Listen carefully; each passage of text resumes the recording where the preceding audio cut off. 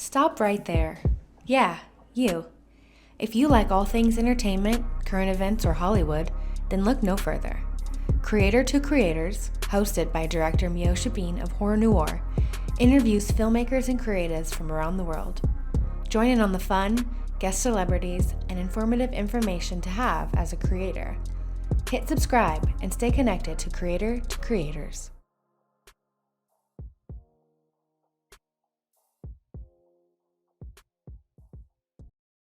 Hello, everybody. Welcome to another episode of Creator to Creators today. Today, we have a special guest in the house.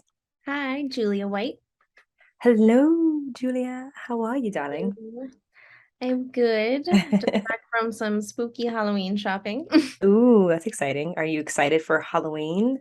I am the most excited for Halloween. I feel I feel very much like the mayor on Nightmare Before Christmas. It's like since it's over, I'm like another 364 days. I love that. Are you dressing up? Oh yeah, 100%. I got two Oh, costumes this year. oh, Just two costumes. two costumes and no plans, but I mean that's pretty much my Halloween years. I'm like, you know what, one way or another, I There we just watch go. movies. Yeah. Where it's actually the Beetlejuice masks, like the husband and wife one. Ooh, So that's it'll just be fun. me and my boyfriend sitting on the couch with those masks watching Beetlejuice.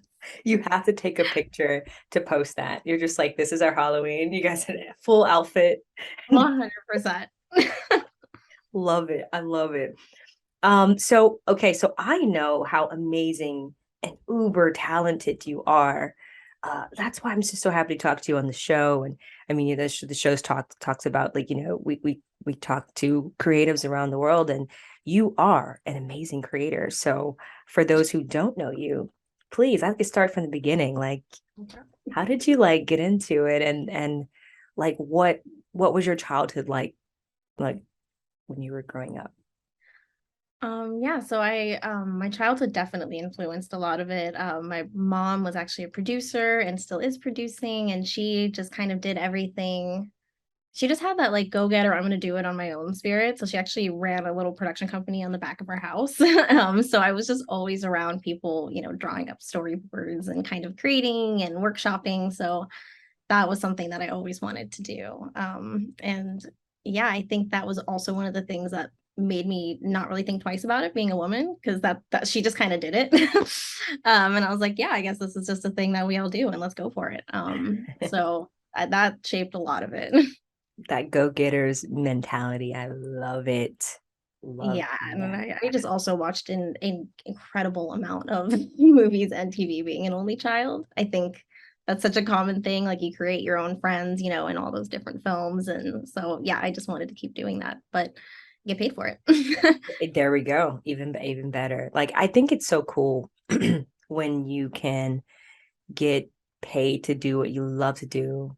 Because I think majority of the world, right, society, 9 to 5 is just, people are just miserable. They settle for, I think a lot of people have dreams and goals and aspirations, but I think it's just fear that just kind of holds people back up, like, oh, what if I don't get it? Or I don't know if I'm good enough. But I find it very cool when I meet people that just kind of just like, you know what, we're just doing it. Even if you don't have a clear path, right, to whatever it is, or know where you're gonna land, you just, well, you live once, why not? Let's go for it. Like, I love that. Right. And I do think, I'm sure, I don't know if it's the same for you, but especially with filmmakers, it's almost like that thing where you can't not do it. Like I'm almost envious of people who can 9 to 5, because I cannot. Like I even for school I couldn't. Like I just am not good at it. So when I see people who can do that, I'm like, wow, you are a balanced individual. Like I Right. just have these crazy dreams and have to write on whiteboard slash my wall, and I'm like, this is caveman mentality, but I'm into it. I'm But here for you that. kind of have to have it sometimes in this business, like just that laser focus. Yeah. No, I agree with you. I'm super jealous when I see people, like, just going to school and just passing and graduating. You're just like, yeah, that wasn't me. That wasn't my life Yeah, at all. It was a yeah. struggle for school. I was like, what is happening? Oh, for sure, 100%. I was that kid that was always like, but why? And they're like, enough with the questions. This is math. Like you can't, there is a why. I think my math teacher was probably the only one that didn't get any fights for me because I'm just like, yeah, no, I see the logic there. What was your favorite subject in high school? Ooh, lunch. Maybe. Oh I'm yeah, also you're definitely a still fond of filmmaker for sure. it. Yeah. Yeah, I don't, I did like English. I wasn't fond of like a lot of the books that they taught there. I really liked reading just anything that wasn't in the library. I don't know, just maybe partly to be a little shit and also just because it was more entertaining. I don't know how many times one can read like Winn-Dixie or whatever it is. Tuck Everlasting. But it was always a good day when someone wheeled out like the VHS. Like that's, I don't know if kids get that now, but it was a good feeling. Yeah, yeah. Oh yeah, the VHS. Oh God, I remember those days. I thought I was like killing it when I was recording on a VHS camera. I was like, oh, look, guys, just check out the video. And I pop it in and everyone watching all the videos I made. Mom's like, oh, this is so good. But I'm like, I really thought I was like amazing back then. But God, we come a long way. I love what the era that we're in now. Like digital is great. I love it. It is, but I mean, that shows so much on your part just to do it back then, though, because like that's something I never did, honestly, was make movies. I mean, I'm still afraid of technology. So the whole Be Kind Rewind, like I was like, I can't even attempt to work at Blockbuster. So yeah, camera and operating it when it was just so much more analog and you didn't have the iPhone now. Like I'm really Yeah. impressed with filmmakers who went and dabbled in that. I mean, I was just watching Edgar Wright's BBC Masterclass and he was talking about I think it was called smash editing, but the way he was able to do it like with VHS recorder to VHS recorder. Ah. It sounds and like the same thing as editing on a typewriter, which is but probably really valuable. Like I guess you really do have to sit and your project inside and out. Yeah, definitely. Oh, that's cool though. Yeah, like I admire like I think he's absolutely talented, by the way. So, so good. So good. He's from England? Yeah, Okay. yeah, That's right. definitely. He has the what's he called? The Cornetto trilogy, Hot Fuzz and Yeah, yeah, World's yeah. End and Shaun of the Dead. Yeah. That I That's like that one. That was count. good. So okay, so you get older and obviously, you're in the creative world. You're kind of, born your mom. I mean, it's like holy crap, like the natural progression just to go, into that world of the creative field. When did you kind of get the like aha moment of like, yeah, this is it. This is for me. I was kind of roundabout, even though my mom was a producer at the time. Like I said, it was a lot of stuff she was trying to get going that was on a smaller scale. So it was around me, but it wasn't something that I was like, oh, this is 100% the thing that I'm going to do. At the time, I think so. When I was 4, my mom took me to go see Jaws for the first time in theaters, and it was at a Directors Guild screening at Universal. So it was full of tons of adults just wanting to have an amazing experience and not have a 4-year-old in the crowd. So my mom got lovely looks there, and made sure to assure everybody that I'd seen it tons of times and knew the whole thing. And it's a faint memory for me, but I just remember that experience of seeing it in the theater and like laughing at the points you're supposed to laugh and being scared at those parts. And legend has it supposedly that people walked up to my mom and were like, oh yeah, it's actually, she seems to understand the movie, which is probably true, or maybe just her being like, I didn't traumatize you. But either way, it's still my favorite movie to this day. And I originally thought I actually wanted to do marine biology because I got so obsessed Wow. with sharks because of the movie. That's So incredible. it wasn't until I realized that I liked sharks and meh on science that I was like, you know what, movies are the way. So I was probably at least like 18 by the time I was really pursuing writing and had kind of circled back. And at that point was trying to figure out, what the individual roles were, what I mean, I think I'm still trying to figure out what a producer is. And I think half this town might still be trying to figure that out. At the time it was, I think writing is where I landed because it was out of necessity for a project my mom was doing. I actually wrote it all out in a Word document, like as a, quote unquote script, and having no idea the like final draft or anything. Now that's awesome. That's so So it's cool. very, very roundabout. It's like, I think we're all like that. We get into it in such eclectic ways. There's no one. It's so cool how it just put like leave a mark on your on you, like, you know what, that's the film. Like because obviously it's a classic, that's a classic movie till this day. I mean, Spielberg, I mean, come on, Yeah. We love him. He's the goat, as they say. I try to be like a millennial these days, but I find that I'm not as cool as I think. Like when it comes out, I'm like, yeah, it's not as cool as it sounds, but I am not good at that at all. Like, said somebody asked me what's Gucci, and I text back not once but twice what a luxury brand is, and asked if it was like a perfume or a bag. Like, it was the least cool conversation once. ah, so great. No, but you're cool. You're cool regardless. You're Mhm. writing and doing amazing things. So okay, so now, fast forward, you're writing and doing your thing. What kind, like what inspires you as a writer? Like what kind of, like when you get a story, like you're like, I'm gonna talk about this. Like what is it that, like, I want to write about this. I want to talk about this.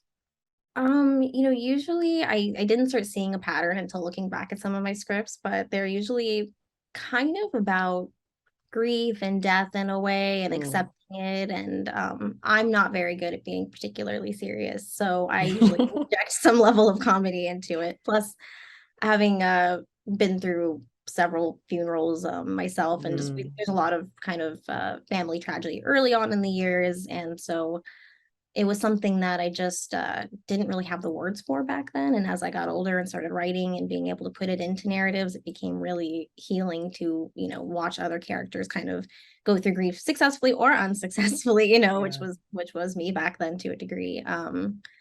So yeah, a lot of it is about that. A lot of the movies I love are about that as well. Mm. Mm. Uh, but I think as I get more into directing, part of why it took me so long to realize I wanted to make movies is because I also really wanted to do everything I saw in the movies. Like I was like, I saw a fighting movie. I'm like, I'm gonna be a boxer, and I was like, I'm gonna be a marine biologist. So I also get attracted to writing stories about things that I wish I could do or careers I wish I could have if I had time to have 100 lives. Right. it's That's so it's really cool. the only way to live it. Yeah. No, that's awesome. That's awesome. Okay, so I feel like writing is such a, I don't know, tedious thing. I 100%. like it now. Like I'm not get a lot of people were like, "Oh yeah, you were writing back then?" Like no.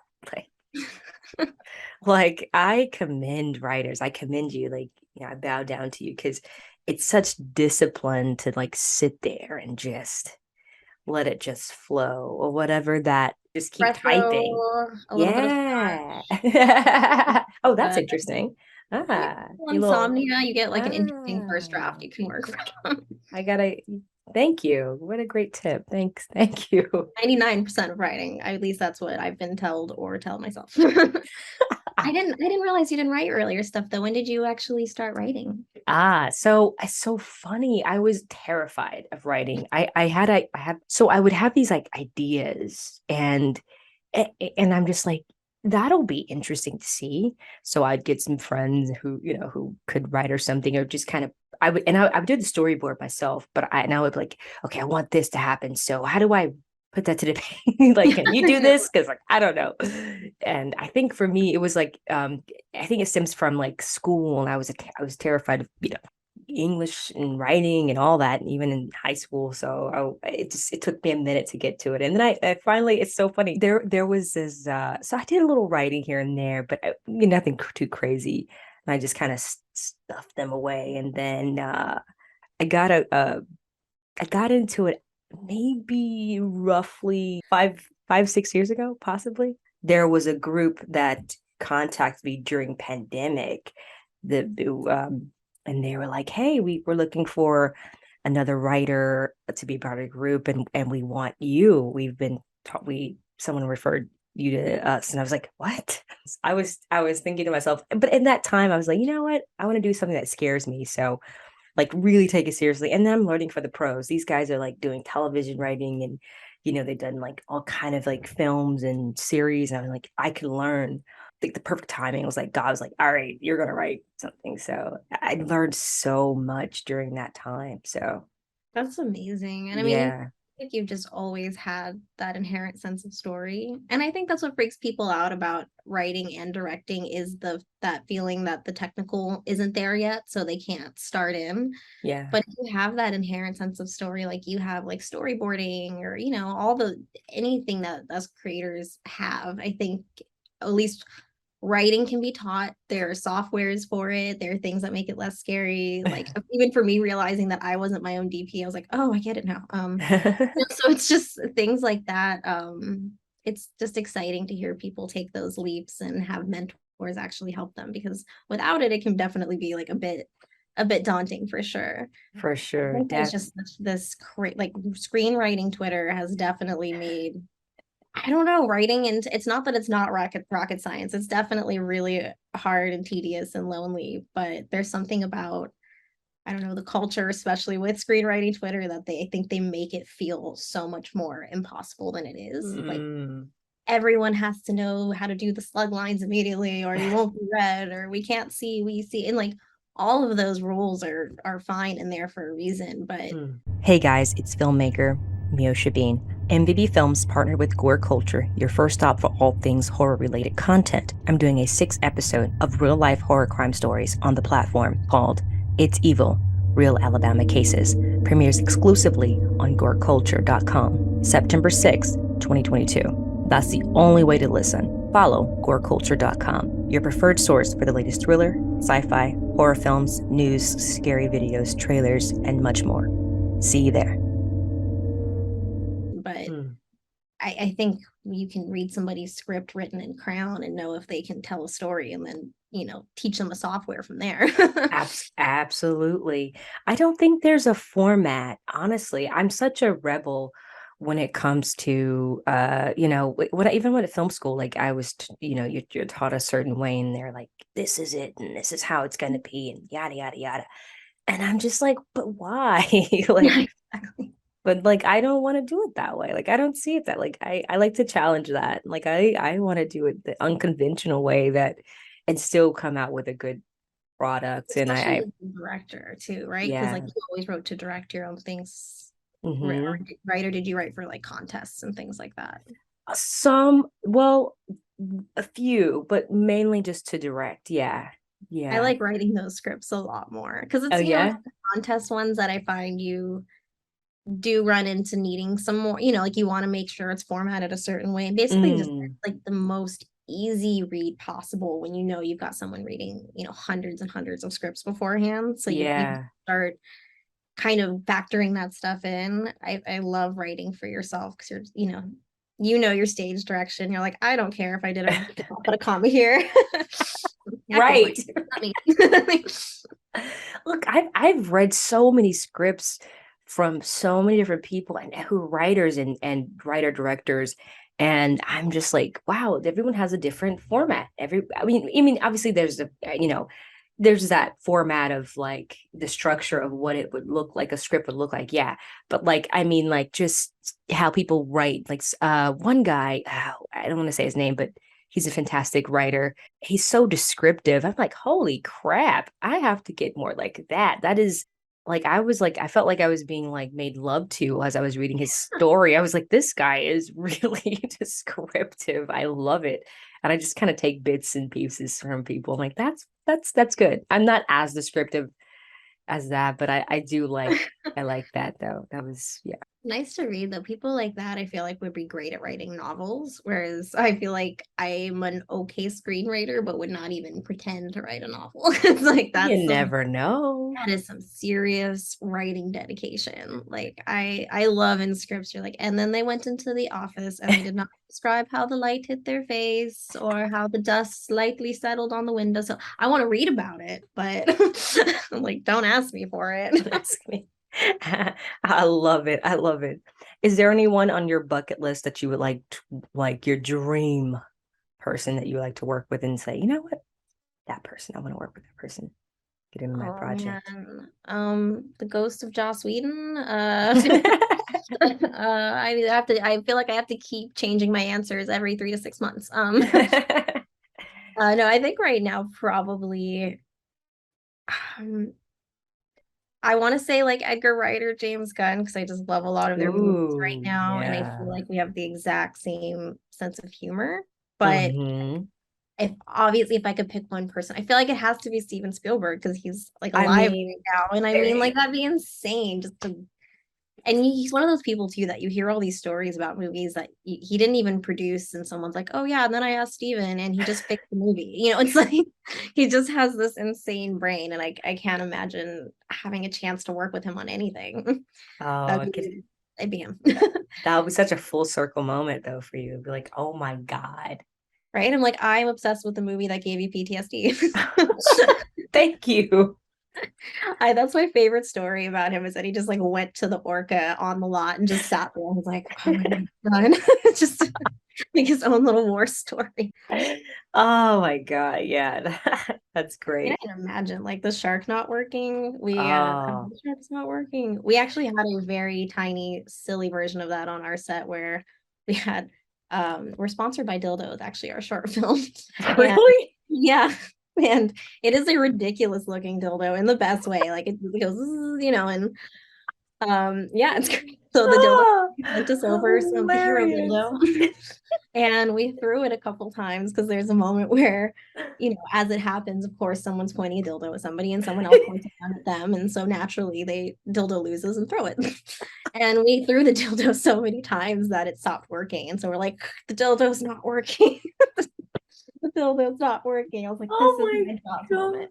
Oh, yes, yes, exactly. So I'll tell Steven Spielberg that and he'll be like, no. Oh my God, that's great.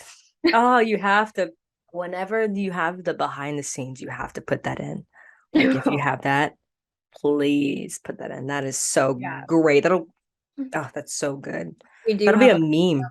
We have a close-up of the dildo in our end crawl, sponsored by Bombex. Thanks, Bombex. Oh, I love it. You've never done stand-up? No, I'm What? terrified to speak like in front of anybody. That's just so not my thing. Wow, I can totally see. Listen, I could totally see that in the future. I literally, like, for those who are listening, like, first of all, you know, she's so funny. Like, you're hilarious. Like, you have no idea. Like, Did you smoke before we did this? Do it again. rock on. YOLO. So let's talk about your project that you actually that it's done right now. It's done, my right? dildo sponsor project. Yeah, let's Yeah. do it. What inspired that, and like tell us the process of that, and where do you see that going? Yeah, so basically I had a script that I wrote that's a feature horror comedy, and I always knew that I wanted to direct it, but you know, had never directed anything previously, and just thought, you know, oh well, I'll shop it around. And a mentor that I have was like, no, I think it needs to be you, and you should just direct a short film that's pretty much in the same vein. And I think she had a wonderful recommendation of doing something that was similar but different than trying to do a proof of concept of the film, because sometimes you do run into that. You know, if it doesn't go the way it planned, everyone's like, well, I don't want to make an hour version of this nonsense, you know. So I decided to do something a little bit different. Right. And it is called Fuck, Marry, Kill, because I just thought, you know, let's give the festivals a really hard time. Yes. And it's about a couple who goes, like, kind of high Hollywood couple, like Meg Ryan, Tom Hanks, or whatever the contemporary version is. Amber Heard, Johnny Depp, I hope not. But they're basically going through a divorce that's somehow less petty. And Yeah. hire a robber to steal some of the things that they're going to lose in the divorce, and it goes terribly awry for them. And it's based kind of off of a home invasion I had when I was a kid, that I was not a celebrity couple, and it was much less ridiculous, but also not the whole thing. Basically, we lived in Roxbury at the point, and we were renting a house, probably the only people renting in this neighborhood.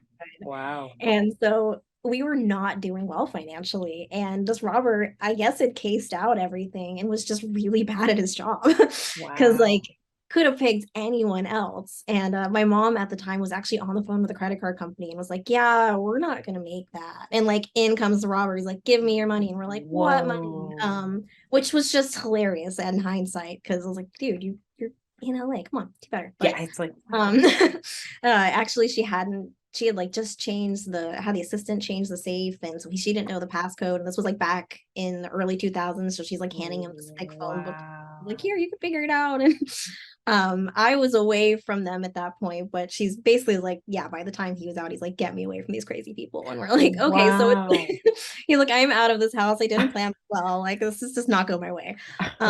So obviously he left. Nobody was hurt. Good, there was a point that my godfather though was going to, I guess, try to defend us later on, and had a knife like in the back of his pants, but pointed down. I was like, oh my god, this is gonna end so badly for you. So we just gave him a lot of shit for that, and kind of really laughed at this for like a long time. I mean, it's not that it wasn't traumatizing or awful, but we're like, man, home invasions can go really badly if you don't plan them. Like this guy. Right. So I kind of wanted to make a robber that was sort of like that, a little less obvious, but also like, yeah, this is gonna work out for you. So I guess that's the running theme of a lot of my projects, is taking things that have happened that are traumatic and just laughing at them, because I just think that's the best way to go through it. And sometimes you don't even realize that you're doing it fully until it happens. Like there was moments on set where I was like, something would be set up and I was like, oh, trauma, I see what I did. Gotcha. And those, but I mean, that's what's fun about filmmaking, is just completely turning it on its head. And I was like, this is, who needs therapy? Well, me, but also. Oh my god, no, a fantastic job, by the way. Great work. Great work. It was happy, excited for you. It was so much fun. It was really like summer camp, like getting to make it with all of friends, and just incredibly talented new people that I met that I'll love to work with in the future.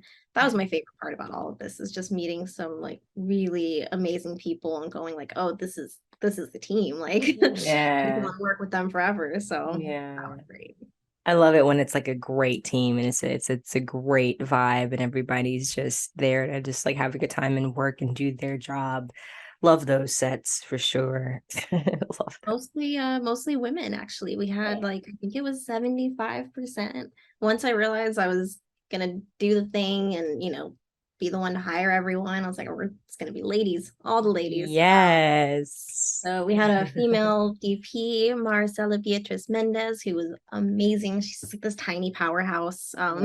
Love it. Yeah, and our first AC was female as well. It was pretty much most of us. So it was really great. It was a really cool environment. Everyone was, I mean, we had 3 days to film 21 pages and stunts and blood and all the nonsense. And we kept a really good vibe all the way through, which is awesome.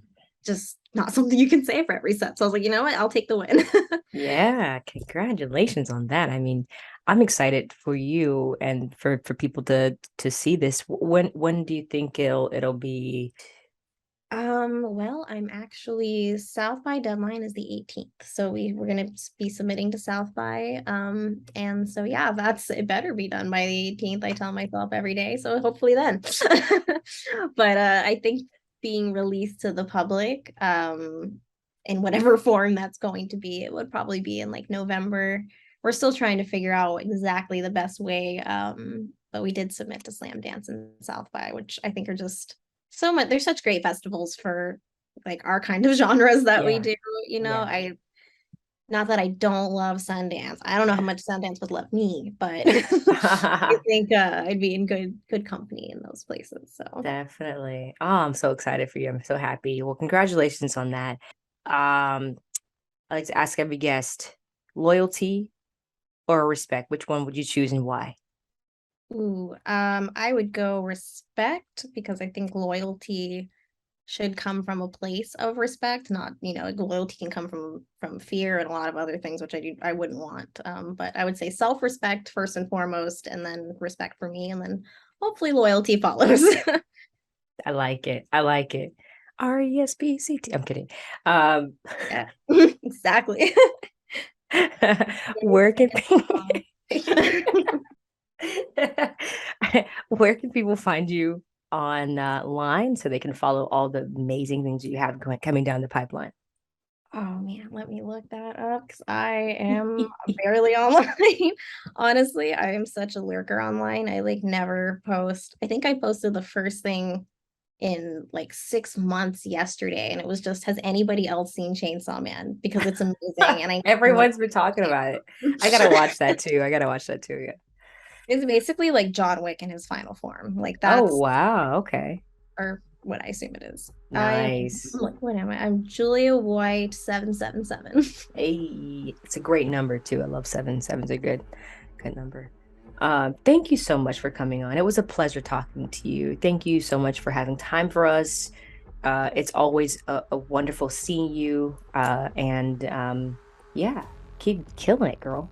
Oh, thank you for having me on, and just, yeah, keep doing all the amazing things you're doing. You've got so many projects. I'm so excited to see them. And yeah, congratulations on everything. Thank you. And thank you all for listening. And always remember to live, love, laugh. See you guys next time.